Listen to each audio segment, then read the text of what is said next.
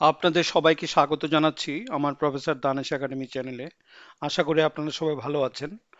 আজকে আমরা market failure নিয়ে কথা বলবো। বাজার ব্যর্থতা এমন একটি অবস্থা যেখানে বাজার ব্যবস্থার মাধ্যমে সম্পদের সঠিক ও কার্যকর বন্টন সম্ভব হয় না, যার ফলে সামাজিক কল্যাণের সর্বোচ্চ পরিমাণ অর্জিত হয় না। এর ফলে পরিবেশগত সমস্যাগুলির প্রতি বাজারের প্রতিক্রিয়া অকার্যকর হতে পারে। পরিবেশগত অর্থনীতিতে বাজার ব্যর্থতার ধারণাটি গুরুত্বপূর্ণ, কারণ এটি পরিবেশগত ভালো এবং মন্দের মূল্যায়ন ও বন্টনের সমস্যার সৃষ্টি করে। উদাহরণস্বরূপ, যখন কোনো পণ্য বা সেবা উৎপাদন বা ভোগের কারণে তৃতীয় পক্ষের উপর নেতিবাচক প্রভাব পড়ে, তখন বাজারে ওই ক্ষতির মূল্য প্রতিফলিত হয় না, ফলে অতিরিক্ত উৎপাদন বা ভোগ ঘটে। আবার যখন কোনো সেবা বা পণ্য তৃতীয় পক্ষের জন্য উপকারী হলেও বাজারে তার সুবিধা সঠিকভাবে মূল্যায়িত হয় না, যখন প্রয়োজনীয় সম্পদ কম বণ্টিত হয়। এইসব সমস্যার সমাধান করতে সরকারি হস্তক্ষেপের প্রয়োজন হয়, যেমন পরিবেশগত কর বা সাবসিডি দিয়ে। তবে বাজার ব্যর্থতার কারণ এবং তার সমাধান খুঁজে বের করার জন্য গভীরভাবে বেছে নেওয়া নীতি ও পদক্ষেপ প্রয়োজন। এখানে কার্যকর বাজারের কার্য কার্যক্রম বা এফিশিয়েন্ট মার্কেট ফাংশনস নিয়ে আলোচনা করা হয়েছে, যা বাজার ব্যর্থতার ধারণার সাথে সম্পর্কিত। একটি কার্যকর বাজারে সম্পত্তির অধিকার পরিষ্কার এবং নিরাপদ হতে হবে, যাতে সম্পদের মালিকানা সুনির্দিষ্ট হয় এবং ব্যবসায়ীরা সঠিকভাবে তাদের সম্পদ পরিচালনা করতে পারে। এছাড়া সব বিরল সম্পদকে সক্রিয় বাজারে প্রবেশ করতে হবে, যেখানে তাদের মূল্য সরবরাহ এবং চাহিদার ভিত্তিতে নির্ধারিত হয়। এখানে বিরল সম্পদ বলতে স্কার্স রিসোর্সকে বোঝানো হয়েছে। কার্যকর বাজারে কোনো উল্লেখযোগ্য বাহ্যিকতা বা এক্সটার্নালিটিস থাকা উচিত নয়, অর্থাৎ একক ব্যক্তির বা প্রতিষ্ঠানের কর্মকাণ্ড অন্যদের উপর অপ্রত্যাশিত প্রভাব ফেলতে পারে না।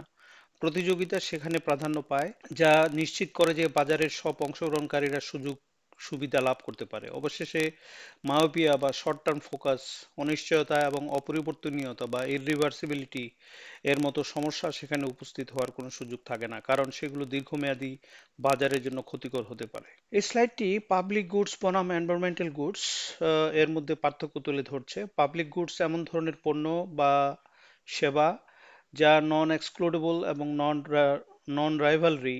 এর মানে হলো, একবার যদি কেউ এই পণ্য বা সেবা ব্যবহার করে, তবে অন্য কেউ এটি ব্যবহার থেকে বঞ্চিত হয় না, এবং কেউ এতে উপকারিতা লাভ করলে অন্যদের পরিমাণ কমে না। পাবলিক গুডসের একটি উদাহরণ হতে পারে রাস্তার বাতি, যা সকলের জন্য উন্মুক্ত এবং একে ব্যবহার করলে অন্যদের জন্য সীমাবদ্ধ হয় না। তবে ফ্রি রাইডার প্রবলেম থাকে, যেখানে কিছু ব্যক্তি এই পণ্য ব্যবহার করতে পারেন কিন্তু তাদের অবদান রাখা বাধ্যতামূলক নয়। এনভায়রনমেন্টাল গুডস যেমন পরিষ্কার বাতাস বা জল পাবলিক গুডসের অংশ, কারণ এগুলো নন এক্সক্লুডেবল বা নন রাইভালরি। এই ধরনের গুডসের সুবিধা পুরো সমাজ উপভোগ করতে পারে, তবে তার খরচ বা মূল্যায়ন করা কঠিন হয়ে পড়ে, কারণ এগুলোর উপর সঠিকভাবে কোনো বাজার ব্যবস্থা নেই। এখানে বাজার ব্যর্থতা বা মার্কেট ফেলুয়ারের ধারণাটি বর্ণনা করা হয়েছে, যেখানে বাজার সঠিক পরিমাণে পণ্য উৎপাদন করতে ব্যর্থ হয়। বাজার ব্যর্থতার একটি প্রধান কারণ হলো সম্পদের সঠিক বন্টন না হওয়া। এই দুটি প্রধান ধরনের হতে পারে। একদিকে অতিরিক্ত বরাদ্দ ওভার অ্যালোকেটেড ঘটে যখন নেতিবাচক বাহ্যিকতা নেগেটিভ এক্সটার্নালিটি উপস্থিত থাকে, যেমন শিল্প কারখানা থেকে হওয়া দূষণ। এই ধরনের পরিস্থিতিতে বাজারে অতিরিক্ত পণ্য উৎপাদিত হয়, যার ফলে সামাজিক ক্ষতি হয়। অন্যদিকে অধিক বরাদ্দ না হওয়া বা আন্ডার অ্যালোকেটেড ঘটে যখন ইতিবাচক বাহ্যিকতা বা পজিটিভ এক্সটার্নালিটি উপস্থিত থাকে, যেমন টিকা প্রদান বা শিক্ষা। এখানে বাজার সঠিকভাবে পণ্য উৎপাদন বা সেবাদান করতে ব্যর্থ হয়, যা সমাজে উপকারে আসে। এই সমস্যাগুলির সমাধান করতে বাজারের বাহ্যিক প্রভাবের দিকে নজর দেওয়া এবং সরকারি হস্তক্ষেপের মাধ্যমে সঠিক সম্পদ বন্টন নিশ্চিত করা প্রয়োজন। এই স্লাইডটি ডিমান্ড সাইড ফেলিওরের ব্যাখ্যা দিচ্ছে, যা ঘটে যখন চাহিদার কার্ভ গ্রাহকদের পণ্য ইচ্ছার পরিমাণকে প্রতিফলিত করে না। বিশেষত তখন যখন কোনো পণ্য বা সেবার সাথে যুক্ত বাইরের উপকারিতা বা ইতিবাচক বাহ্যিকতা বা পজিটিভ এক্সটার্নালিটিস বাজার মূল্যে অন্তর্ভুক্ত থাকে না। এই ধরনের ব্যর্থতা সাধারণত ঘটে যখন গ্রাহকরা পণ্য বা সেবার পূর্ণ সামাজিক উপকারিতা সম্পর্কে অবগত নন। উদাহরণস্বরূপ, একটি পাবলিক হেলথ উদ্যোগে সরকার যদি বিনামূল্যে টিকা প্রদান করে, তবে একজন ব্যক্তি টিকা গ্রহণের মাধ্যমে নিজের রোগ প্রতিরোধ ক্ষমতা লাভ করে, কিন্তু সমাজের জন্য এর উপকারিতা আরও বিস্তৃত। এটি হার্ড ইমিউনিটি নামে পরিচিত, যা একটি রোগের সংক্রমণ কমিয়ে আনে। যদি এটি শুধুমাত্র ব্যক্তিগত বাজারে হয়, তাহলে অনেকেই সামাজিক উপকারিতাগুলো বিবেচনায় নেবে না, ফলে কম মানুষ টিকা গ্রহণ করবে, যা সমাজের জন্য আদর্শ নয়। এভাবে চাহিদার মাত্রা বাজারে প্রকৃত সামাজিক উপকারিতা প্রতিফলিত করতে ব্যর্থ হয়। এই স্লাইডটি সাপ্লাই সাইড ফেলিওর সম্পর্কে আলোচনা করছে, যা তখন ঘটে যখন সরবরাহ রেখা উৎপাদনের সম্পূর্ণ খরচ প্রতিফলিত করে না, বিশেষত যখন বাহ্যিক খরচ বা নেতিবাচক বাহ্যিকতা বিদ্যমান থাকে, যা তৃতীয় পক্ষদের ক্ষতি করে যারা সরাসরি লেনদেনে জড়িত নয়।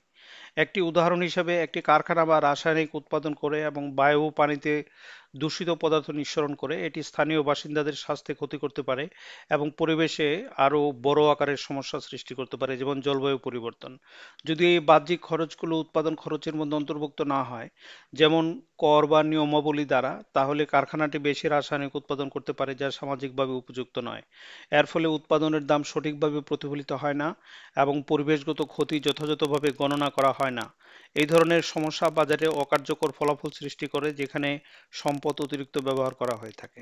এখানে পরিবেশগত সম্পদের ওপেন অ্যাক্সেস নিয়ে আলোচনা করা হয়েছে, যা একটি পরিস্থিতি বর্ণনা করে যেখানে পরিবেশগত সম্পদ যেমন মৎস্য সম্পদ, বন, পানি এবং বায়ু সকল ব্যক্তির জন্য খোলামেলাভাবে কোনো বিধিনিষেধ বা নিয়ম ছাড়া ব্যবহারযোগ্য থাকে। এই ধরনের অবস্থা সাধারণত সম্পদের অতিরিক্ত ব্যবহার বা অব্যবস্থাপনার দিকে পরিচালিত করে, কারণ কেউই সম্পদের ব্যবহারে কোনো দায়বদ্ধতা অনুভব করে না এবং সবার কাছে এটি বিনামূল্যে বা কম খরচে উপলব্ধ থাকে। উদাহরণস্বরূপ, মৎস্য সম্পদ, বায়ুমণ্ডলীয় সম্পদ, পানির উৎস, ভূগর্ভস্থ পানি এবং বনগুলো ওপেন অ্যাক্সেস সম্পদের অন্তর্ভুক্ত। এই সম্পদগুলো যখন ব্যক্তিগত মালিকানায় না থাকে এবং একে অপরের মধ্যে প্রতিযোগিতা ছাড়াই ব্যবহার করা হয়, তখন সেগুলোর অত্যধিক ব্যবহার বা অপব্যবহার হতে পারে, যেমন অতিরিক্ত মৎস্য শিকার বা বন উজাড়। এর ফলে পরিবেশগত সংকট সৃষ্টি হয়, যেমন মৎস্য সম্পদের সংকট বা জলবায়ু পরিবর্তন, যা সবাইকে ক্ষতিগ্রস্ত করে। এই স্লাইডটি কমন্সের দুর্ভোগ বা ট্র্যাজেডি অফ দ্য কমন্স বিষয়টি ধরেছে, যা একটি পরিবেশগত সমস্যা যেখানে সাধারণ সম্পদ বা কমন্সের অতিরিক্ত ব্যবহার সমাজের জন্য ক্ষতিকর হতে পারে। এখানে উল্লেখিত তিনটি উদাহরণ হলো গরুর চারণভূমি, অতিরিক্ত মাছ শিকার এবং বন উজাড়। যখন কমন্সের ব্যবহার ভূমির ধারণ ক্ষমতার নিচে থাকে, তখন সবাই লাভবান হয়। তবে যদি এক বা একাধিক ব্যবহারকারী কমন্সের ব্যবহার বৃদ্ধি করে এবং ভূমির ধারণ ক্ষমতার বাইরে চলে যায়, তাহলে কমন্স দূষিত হয়ে পড়ে, যার ফলে সকল ব্যবহারকারীকে সেই দূষণের খরচ বহন করতে হয়। উদাহরণস্বরূপ, চারণভূমির অতিরিক্ত ব্যবহার জমির উৎপাদন ক্ষমতা কমিয়ে দেয়, যেমন অতিরিক্ত গরু চড়ানো। একইভাবে অতিরিক্ত মাছ শিকার বা বন উজাড় করা প্রকৃতি এবং পরিবেশের ক্ষতি করে।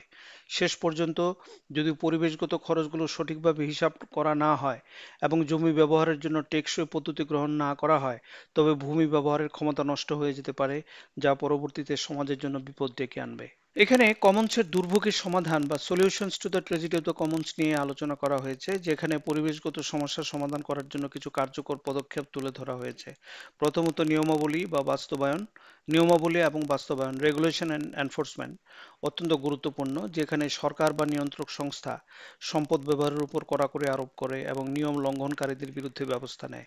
দ্বিতীয়ত, বাজার ভিত্তিক সমাধান বা মার্কেট বেসড সলিউশন ব্যবহার করা যেতে পারে, যেমন কার্বন ট্যাক্স বা ট্রেডেবল পেমেন্ট, যা আহ, অর্থনৈতিকভাবে লোকদের পরিবেশের ক্ষতি কমানোর জন্য প্ররোচিত করে। তৃতীয়ত, প্রাইভেটাইজেশন বা কমিউনিটি মালিকানা, প্রাইভেটাইজেশন আর কমিউনিটি ওনারশিপ একটি কার্যকর সমাধান হতে পারে, যেখানে স্থানীয় জনগণ বা সংস্থা সম্পদ ব্যবস্থাপনায় নিয়ন্ত্রণ পায়, যার ফলে সঠিক ব্যবহারের জন্য প্রণোদনা সৃষ্টি হয়। শেষ পর্যন্ত, শিক্ষা এবং সচেতনতা, এডুকেশন অ্যান্ড অ্যাওয়ারনেস গুরুত্বপূর্ণ ভূমিকা পালন করে, কারণ মানুষের মধ্যে পরিবেশগত সমস্যার গুরুত্ব এবং তাদের দায়বদ্ধতা সম্পর্কে সচেতনতা সৃষ্টি করলে সমাধানের দিকে এগিয়ে যাওয়া সহজ হয়। এসব পদক্ষেপ একসাথে একত্রিত হয়ে পরিবেশগত সংকটের মোকাবিলা করতে সাহায্য করতে পারে। এখানে বাহ্যিকতা এর উপর আলোচনা করা হয়েছে, যা পরিবেশগত অর্থনীতির একটি গুরুত্বপূর্ণ ধারণা। বাহ্যিকতা এমন একটি অবস্থা বোঝায় যেখানে কোনো অর্থনৈতিক কার্যকলাপের খরচ বা লাভ বাজার মূল্যে প্রতিফলিত হয় না,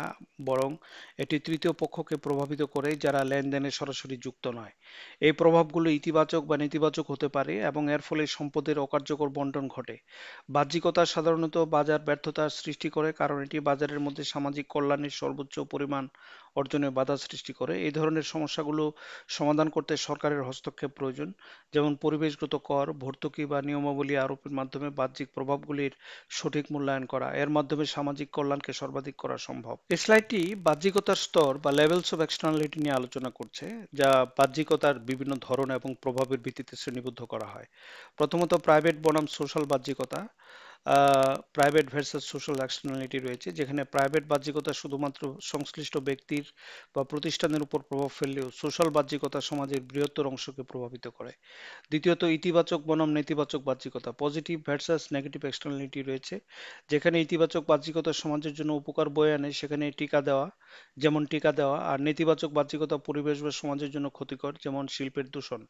তৃতীয়ত, লোকাল বনাম গ্লোবাল বাহ্যিকতা, লোকাল ভার্সাস গ্লোবাল এক্সটার্নালিটিস রয়েছে, যেখানে লোকাল বাহ্যিকতা একটি নির্দিষ্ট অঞ্চলে প্রভাব ফেললেও গ্লোবাল বাহ্যিকতা বিশ্বব্যাপী প্রভাব সৃষ্টি করে, যেমন জলবায়ু পরিবর্তন।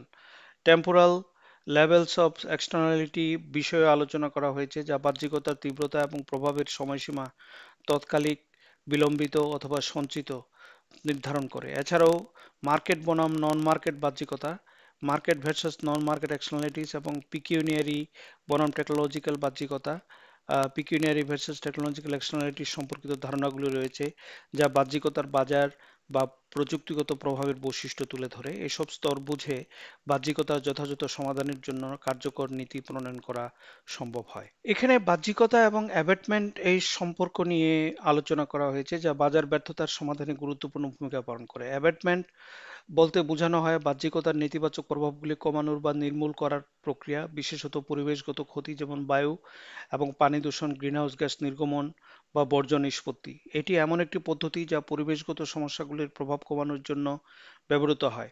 যেখানে বাজারে সম্পদ সঠিকভাবে বণ্টিত হয় না, বাজার ব্যর্থতা ঘটে যখন মুক্ত বাজার সঠিকভাবে সম্পদ বন্টন করতে ব্যর্থ হয়, কারণ এটি সামাজিক খরচ বা লাভ হিসাব করতে পারে না।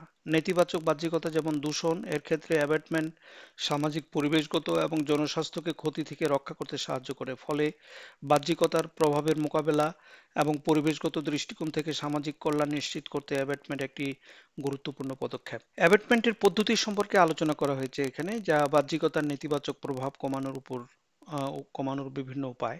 প্রথমত, প্রযুক্তিগত অ্যাবেটমেন্ট বা টেকনোলজিক্যাল অ্যাবেটমেন্ট, এর মধ্যে রয়েছে দূষণ নিয়ন্ত্রণ প্রযুক্তি এবং নবায়নযোগ্য শক্তি ব্যবহার। উদাহরণস্বরূপ, দূষণ নিয়ন্ত্রণ প্রযুক্তি যেমন ফিল্টার বা স্ক্রাবার ব্যবহার, যা বায়ু ও পানি দূষণ কমাতে সাহায্য করে, এবং নবায়নযোগ্য শক্তি যেমন সৌর বা বায়ুশক্তি, যা পরিবেশ বান্ধব শক্তির উৎপাদন বৃদ্ধি করে। দ্বিতীয়ত, নিয়ন্ত্রণমূলক অ্যাবেটমেন্ট বা রেগুলেটরি অ্যাবেটমেন্টের মধ্যে রয়েছে কার নির্গমন মান, ইমিশন স্ট্যান্ডার্ডস নির্ধারণ এবং ক্ষতিকর রাসায়নিকের উপর নিষেধাজ্ঞা, ব্যানস অন হার্মফুল কেমিক্যালস, যা সরাসরি আইনগতভাবে পরিবেশগত ক্ষতি কমানোর চেষ্টা করে। তৃতীয়ত, বাজার ভিত্তিক অ্যাবেটমেন্ট বা মার্কেট বেসড অ্যাবেটমেন্ট পদ্ধতির মধ্যে রয়েছে পিগুবিয়ান কর বা পিগুবিয়ান ট্যাক্স, ট্রেডেবল এমিশন পারমিট এবং পরিষ্কার প্রযুক্তির জন্য সাবসিডি, যা অর্থনৈতিক প্রেরণা তৈরি করে পরিবেশের ক্ষতি কমানোর জন্য।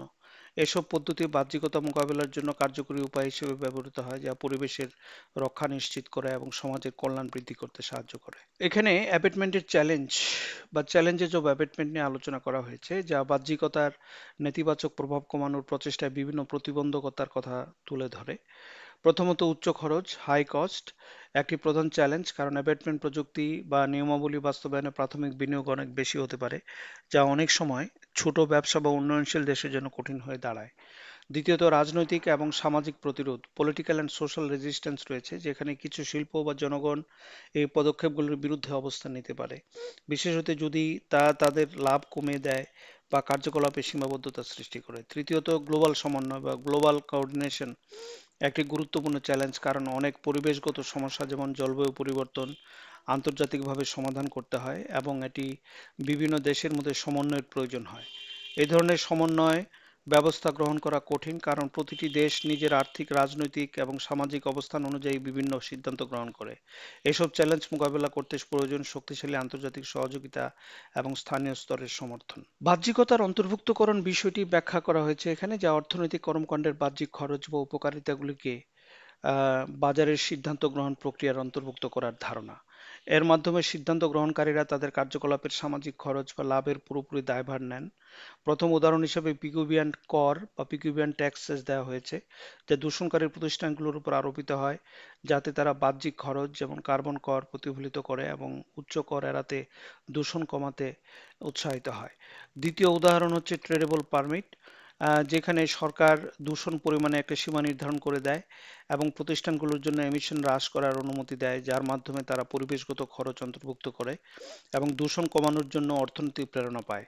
উদাহরণস্বরূপ সরকার এমন একটি কর প্রবর্তন করতে পারে যা গ্রিনহাউস গ্যাস নিঃসরণকারী প্রতিষ্ঠানগুলোর উপর আরোপিত হয়, যা পরিবেশগত উৎপাদন খরচ অন্তর্ভুক্ত করে। এই ধরনের নীতি বাহ্যিকতা মোকাবেলা করার জন্য সরকারি পদক্ষেপ হিসেবে কাজ করে, যার মাধ্যমে সমাজ এবং পরিবেশের ক্ষতি কমানো সম্ভব হয়।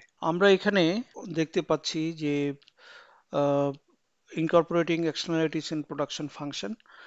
আমরা যদি সাধারণত যদি এক্সটার্নালিটি না থাকে তাহলে আমরা প্রোডাকশন ফাংশনটাকে এভাবে দেখি, Q is the function of L and K, মানে এল হচ্ছে লেবার, কে হচ্ছে ক্যাপিটাল। কিন্তু বাস্তবে আমাদের প্রোডাকশনের ক্ষেত্রে পলিউশন থাকে, সেক্ষেত্রে ফাংশনটা হয়ে হয়ে যায় এরকম, Q equals to function of L K P, P হচ্ছে এখানে পলিউশন। তাহলে আমরা দেখি এখানে এখানে এরকম একটা গাণিতিক প্রবলেম যদি আমরা দেই, consider a firm that produces a good using labour L and capital K as inputs, the firm's production function without considering in externalities is given by, এই এই আমার প্রোডাকশন ফাংশনটা যদি এরকম হয়, q equals to 10 10 l to the power half into k to the power half, যেখানে q is the total output of the farm, l is the labor input, labour input হচ্ছে এখানে 25, এটার মান হচ্ছে 25, কে এর মান হচ্ছে 16। However, the production process also generates pollution P as a negative externality which affects the surrounding community. The amount of pollution is proportional to the output produced by the farm, and the relationship between output and pollution is given by P equals to 2Q. The social cost of pollution is given by the function C social is equal to 5p square, where C social represents the total social cost due to pollution. এখন আমার প্রশ্ন হচ্ছে, calculate the social cost due to pollution. পলিউশনের কারণে social কস্টটা কিভাবে বের করবেন? Find the total social output by considering both the private production function and negative externality. Calculate the total social output or overall social welfare. প্রশ্নটা হচ্ছে, এটা হচ্ছে আমার production function. এখন এই কিউ পি সমান হচ্ছে 2Q, মানে এটার এই প্রোডাকশন এখান থেকে যে কিউ আসবে, এটা কিউটাকে ডাবল করলে আমার পি আসবে। আবার সোশ্যাল কস্ট হচ্ছে এখানে, সোশ্যাল কস্ট বা cost social equals to 5p square. এইটা যদি হয় তাহলে আমার social cost due to pollution আমরা কি করে বের করব? তাহলে এটা বের করা কোনো কঠিন অঙ্কটি খুব একটা কঠিন কিছু না। এখানে যদি আপনি এল এবং কে এর মান বসিয়ে দেন তাহলে কিউ এর মান পাবেন। তাহলে পি এর মান আমরা পাবো 2Q। এই এখান থেকে যে মানটা পাবো এটাকে, এটার ডাবল করে দিলে আমরা পি এর পি টোটাল কত এটা আমরা পেয়ে যাব। এইটাকে, এই পি এর মানটাকে যদি আমি এখানে বসিয়ে দিই 5p স্কোয়ারের মধ্যে, এখানে পি এর মানটা যদি এখানে বসিয়ে দিলে এখানে আমার কস্ট সোশ্যাল পাওয়া যাবে, মানে সোশ্যাল কস্টটা আমরা পেতে পারি। তাহলে সোশ্যাল কস্ট আমি পেয়ে গেলাম। Find the total social output, এখানে calculate the total social output আর ওভারঅল সোশ্যাল ওয়েলফেয়ার। এটা আমি কি করে বের করব? এটা বের করার জন্য আমার এই যে টোটাল আমার যে সোশ্যাল কস্ট আছে, এই সোশ্যাল কস্টটাকে যদি আমি কিউ থেকে বাদ দিয়ে দিই তাহলে যে মানটা পাবো সেটাই হচ্ছে ওভারঅল সোশ্যাল ওয়েলফেয়ার। মানে এটার মানটা অবশ্যই মাইনাস আসবে। তার মানে আমরা দেখতে পাবো যে এখানে এই প্রোডাকশনের কারণে একটা সোসাইটি কি পরিমাণে আহ, খরচ বহন করছে সেটার একটা ধারণা এখান থেকে আমরা পাবো। এই স্লাইডটি পাবলিক গুডস এবং পাবলিক ব্যাডস সম্পর্কে আলোচনা করছে, যা বাজার ব্যর্থতার সাথে সম্পর্কিত দুটি গুরুত্বপূর্ণ ধারণা। প্রথমে পাবলিক গুডস এর কথা বলা হয়েছে, যা এমন পণ্য বা সেবা যা নন এক্সক্লুডেবল বা এবং নন নন রাইভালরাস। এর মানে হলো এটি এমন কিছু যা অন্যদের ব্যবহারে কোনো বাধা দেওয়া সম্ভব নয়, এমনকি তারা যদি এর জন্য অর্থ প্রদান না করে। দ্বিতীয়ত, একজন ব্যক্তির এই পণ্যের ব্যবহার অন্যদের কাছে তার প্রাপ্যতা কমায় না। অন্যদিক পাবলিক গুডস সাধারণত ফ্রি রাইডার প্রবলেম এর কারণে আহ, কম সরবরাহিত হয়, যেখানে মানুষ বিনা পয়সায় এর সুবিধা নেয় কিন্তু এর এর জন্য কোনো অবদান রাখে না। এরপর পাবলিক ব্যাডস এর ব্যাখ্যা দেওয়া হয়েছে, যা পাবলিক গুডস এর বিপরীত। পাবলিক ব্যাডস হলো নন এক্সক্লুডেবল এবং নন রাইভালরাস নেতিবাচক পরিণতি, যা সমাজকে একসাথে প্রভাবিত করে। এসব ব্যাডস সাধারণ সম্পদ অতিরিক্ত ব্যবহার বা অপব্যবহার থেকে উদ্ভূত হয়, যা কমন্সের দুর্ভোগ বা ট্র্যাজেডি অফ দ্য কমন্স সৃষ্টি করে। এখানে পাবলিক গুডস এবং পাবলিক ব্যাডস এর মধ্যে পার্থক্য তুলে ধরা হয়েছে। পাবলিক গুডস হলো এমন পণ্য বা সেবা যা নন এক্সক্লুডেবল এবং নন রাইভালরাস, যা ব্যবহারের ফলে অন্যদের সুবিধা কমে না এবং তা সবার জন্য উন্মুক্ত থাকে। উদাহরণস্বরূপ পরিষ্কার বায়ু, জীববৈচিত্র্য সংরক্ষণ, জনস্বাস্থ্য উদ্যোগ যেমন টিকা প্রদান এবং বৈশ্বিক জলবায়ু স্থিতিশীলতা। অন্যদিকে পাবলিক ব্যাডস হলো নেতিবাচক পরিণতি যা সমাজের সকল সদস্যকে প্রভাবিত করে এবং এটি নন এক্সক্লুডেবল এবং নন রাইভালরাস। উদাহরণ হিসাবে দেওয়া হয়েছে বায়ু দূষণ, জলবায়ু পরিবর্তন, শব্দ দূষণ, ট্রাফিক জ্যাম, সংক্রামক রোগের বিস্তার, বন উজাড় এবং মহাসাগরে প্লাস্টিক বর্জ্য। এই স্লাইডটি দুটি ধারণার মধ্যে পার্থক্য এবং তাদের বিভিন্ন উদাহরণের মাধ্যমে বাজার ব্যর্থতার প্রেক্ষাপট ব্যাখ্যা করছে, যা নির্দিষ্ট সম্পদ ব্যবস্থাপনার ত্রুটির ফলে সৃষ্ট। এখানে আম, পাবলিক গুডস এবং পাবলিক ব্যাডস এর যে চ্যালেঞ্জ আছে এটা নিয়ে আলোচনা করা হয়েছে, যা বাজার ব্যর্থতার সাথে সম্পর্কিত। প্রথম চ্যালেঞ্জ হলো ফ্রি রাইডার প্রবলেম, যেখানে পাবলিক গুডস নন এক্সক্লুডেবল হয় ব্যক্তি এবং প্রতিষ্ঠান উপকার পেতে পারে কিন্তু তাদের অবদান না রেখেই। এর ফলে পাবলিক গুডসের মধ্যে বিনিয়োগ কম হয়, কারণ সরকারি বেসরকারি প্রতিষ্ঠানগুলোর পক্ষে এগুলো লাভজনকভাবে সরবরাহ করা সম্ভব হয় না। উদাহরণস্বরূপ, যদি একটি সম্প্রদায় একটি পাবলিক পার্কের জন্য তহবিল সংগ্রহ করতে চায়, তবে কিছু ব্যক্তি এটি তহবিল করতে অনিচ্ছুক হতে পারে, আশা করি যে অন্যরা এই খরচ বহন করবে। দ্বিতীয় চ্যালেঞ্জ হলো কমন্সের দুর্ভোগ বা ট্রেজেডি অফ দ্য কমন্স, যেখানে পাবলিক ব্যাডস সাধারণ সম্পদ অতিরিক্ত ব্যবহারের ফলে তৈরি হয়, যা সম্পদ নিঃশেষিত বা অবনমিত হওয়ার দিকে নিয়ে যায়। উদাহরণস্বরূপ, আন্তর্জাতিক জলসীমায় অতিরিক্ত মাছ ধরা মাছের মজুদ কমিয়ে দেয় এবং মৎস্য শিল্পের দীর্ঘমেয়াদী স্থিতিশীলতা ক্ষতিগ্রস্ত করে। তৃতীয় চ্যালেঞ্জ হলো মূল্যায়ন করার অসুবিধা বা ডিফিকাল্টি ইন ভ্যালুয়েশন, কারণ পাবলিক গুডস এবং পাবলিক ব্যাডসের মধ্যে সঠিক বাজার মূল্য নির্ধারণ করা কঠিন, কারণ এগুলো বাজারে বাণিজ্যিকভাবে লেনদেন হয় না। এর ফলে বাজারের জন্য কার্যকর নীতি তৈরি করা কঠিন হয়ে পড়ে। Suppose the demand for an environmental good is given by the following equation: QD equals to 100 minus 2P, where QD is the quantity demanded and P is the price of the environmental good. The supply of the environmental good is given by QS equals to 3P, where QS is the quantity supplied. এখন প্রশ্ন হচ্ছে find the equilibrium price and quantity in the market for this environmental good. এটা কিভাবে সমাধান করবেন? Very easy. আমার equilibrium price এবং quantity বের করতে হবে। এটার জন্য এই ইকুয়েশনটাকে যদি এটা দিয়ে ইকুয়াল করে দেন, মানে 100 - 2p ইকুয়ালস টু 3p, তাহলে এখান থেকে আমরা p এর একটা মান পাবো। p এর একটা মান পেলে যে কোনো ইকুয়েশনে p এর মানটা বসিয়ে দিলে আমরা কোয়ান্টিটিটা বের করে ফেলবো। এটা খুব সহজ একটা ম্যাথমেটিক্স। Pricing environmental goods. এই স্লাইডটি পরিবেশগত গুডসের মূল্য নির্ধারণ নিয়ে আলোচনা করছে, যা বাজার ব্যর্থতার সাথে সম্পর্কিত একটি গুরুত্বপূর্ণ ধারণা। পরিবেশগত গুডসের জন্য সরাসরি বাজার না থাকায় তাদের মূল্য নির্ধারণ করা বেশ চ্যালেঞ্জিং হতে পারে।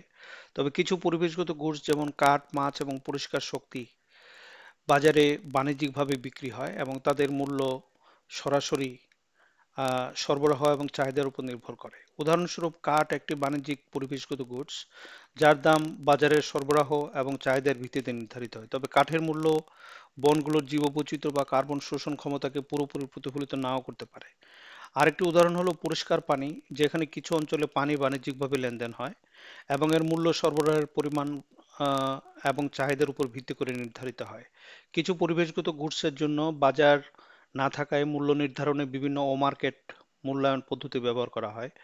এর মধ্যে রয়েছে কন্টিনজেন্ট ভ্যালুয়েশন মেথড, যেখানে মানুষের কাছ থেকে পরিবেশগত গুডস সংরক্ষণ বা তাদের অবনতি রোধ করার জন্য তারা কত টাকা দিতে রাজি তা জানার জন্য জরিপ করা হয়।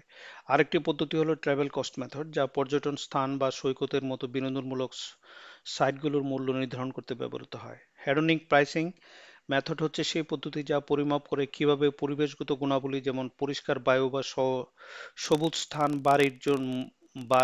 স্থান বাড়ির মূল্য নির্ধারণে প্রভাব ফেলে। এই পদ্ধতিগুলোর মাধ্যমে বাজারের বাইরে থাকা পরিবেশগত গুডসের মূল্য অনুমান করা সম্ভব হয়। এখানে পরিবেশগত ব্যাটসের মূল্য নির্ধারণ নিয়ে আলোচনা করা হয়েছে, যা পরিবেশগত ক্ষতি বা নেতিবাচক বাহ্যিকতার মূল্যায়ন এবং তাদের মোকাবেলা করার জন্য বিভিন্ন নীতি প্রণয়ন সম্পর্কিত। প্রথমত পিগুবিয়ান কর বা পিগুবিয়ান ট্যাক্স সম্পর্কে বলা হয়েছে, যা একটি কর যা বা পরিবেশগত ক্ষতি সৃষ্টিকারী কার্যক্রমের উপর আরোপ করা হয়, যেমন দূষণ। এই করটি বাহ্যিক ক্ষতিকে বাজার মূল্য অন্তর্ভুক্ত করার উদ্দেশ্যে তৈরি হয়, যাতে দূষণকারী প্রতিষ্ঠানগুলো তাদের পরিবেশগত ক্ষতি কমাতে উৎসাহিত হয়। উদাহরণস্বরূপ কার্বন কর বা দূষণ কর। দ্বিতীয়ত ক্যাপ অ্যান্ড ট্রেড সিস্টেম রয়েছে, যেখানে সরকার দূষণের সর্বোচ্চ সীমা নির্ধারণ করে এবং দূষণ অনুমতি বিতরণ বা নিলাম করে। কোম্পানিগুলো তাদের অনুমতি বিক্রি করতে পারে বা অন্যান্য কোম্পানির কাছ থেকে অনুমতি কিনতে পারে, এবং দূষণের মূল্য বাজারে নির্ধারিত হয়। ইউরোপীয় ইউনিয়নের এমিশন ট্রেডিং সিস্টেমের মাধ্যমে এটি কার্যকর করা হয়। শেষ পর্যন্ত পরিবেশগত ক্লিন আপের জন্য subsidies for environmental clean up বিষয়টি তুলে ধরা হয়েছে, যেখানে সরকার পরিবেশ দূষণ পরিষ্কার করার জন্য আর্থিক প্রণোদনা বা সাবসিডি প্রদান করে। যেমন দূষিত স্থান বা জলাশয় পরিষ্কার করার জন্য এসব নীতি দূষণ কমাতে পারে এবং পরিবেশগত ক্ষতি মোকাবেলায় কার্যকর ভূমিকা রাখতে পারে। এখানে আরেকটি ম্যাথমেটিক্যাল প্রবলেম দেওয়া হলো। এখানে একটা প্রোডাকশন ফাংশন এনভায়রনমেন্টাল গুডের জন্য, সাচ এস ক্লিন ওয়াটারের জন্য একটা production function QD equals to 150 minus 3p, এবং দি সাপ্লাই অফ, সরি, এটা হচ্ছে demand function QD equals to 150 minus 3p, where QD is the quantity demanded and P is the price of clean water. The supply of clean water is given by QS equals to 4p, where QS is the quantity supplied. Find the equilibrium price and quantity of clean water in the market. এটাও খুব সহজ। এখানে আমরা যখন equilibrium price এবং quantity বের করব, সেক্ষেত্রে এই 150 মাইনাস 3p ইকুয়ালস 4p করে দিলেই আমার এখান থেকে পি এর মান আমি বের করে ফেলতে পারবো। আর পি এর মান বের করতে পারলে পি এ ওই পি এর মানটা যে কোনো ইকুয়েশনে বসিয়ে দিলে আমি কিউর পরিমাণটা বের করতে পারবো। এভাবেই মোটামুটি আমরা এই ম্যাথমেটিক্যাল প্রবলেমগুলো সলভ করতে পারবো। আমার এখানে এই রিডিং মেটেরিয়ালস গুলো আছে। হুসেনের প্রিন্সিপালস অফ এনভায়রনমেন্টাল ইকোনমিক্স, এটা একটু পড়বেন। আর একটা বই আছে, Hanley and et al, environmental economics in theory and practice. এই বইগুলো যদি পড়েন তাহলে আমার আলোচনাগুলো আরো বেশি বোধগম্য হবে। বাজার ব্যর্থতা আহ, কোনো একক পরিস্থিতিতে সীমাবদ্ধ নয়, বরং এটি বেশ কিছু ধরনের পরিস্থিতির ফলাফল হতে পারে, যেমন নেতিবাচক এবং ইতিবাচক বাহ্যিকতা, সরকারি নীতির অভাব এবং সম্পদের মূল্যায়ন সমস্যা সমূহ। পরিবেশগত সমস্যা বিশেষভাবে গুরুত্বপূর্ণ, কারণ এগুলির প্রভাব দীর্ঘমেয়াদী এবং অনেক সময় একটি সীমিত জনগণের পক্ষে উপযুক্তভাবে সমাধান করা কঠিন হয়। যখন কোনো প্রাকৃতিক সম্পদের অতিরিক্ত ব্যবহার হয় বা সেগুলোর খরচগুলো বাজারে অন্তর্ভুক্ত করা হয় না, তখন এটি সমাজের জন্য ক্ষতিকর হয়ে ওঠে। তাই বাজার ব্যর্থতার মোকাবেলায় সরকারের ভূমিকা অপরিহার্য, যার মাধ্যমে বাহ্যিকতার প্রভাবকে অন্তর্ভুক্ত করা, উপযুক্ত কর বা সাবসিডি দিয়ে পরিবেশের ক্ষতি কমানো যায়। এর মাধ্যমে আমরা একটি কার্যকর ও টেকসই উন্নয়ন নিশ্চিত করতে পারি, যেখানে সমাজের সকল সদস্য লাভবান হবে। আজকে এ পর্যন্তই। আমি আশা করি আপনারা আমার ভিডিওটি উপভোগ করেছেন। যদি আমার ভিডিওটি আপনাদের ভালো লেগে থাকে, তাহলে আমার চ্যানেলটি সাবস্ক্রাইব করুন, লাইক করুন, শেয়ার করুন, এবং আপনাদের যদি কোনো প্রশ্ন থাকে আমাকে কমেন্টের মাধ্যমে প্রশ্ন করতে পারেন। সবাই ভালো থাকুন, এই প্রত্যাশায় আমার ভিডিওটির এখানেই সমাপ্তি ঘোষণা করছি।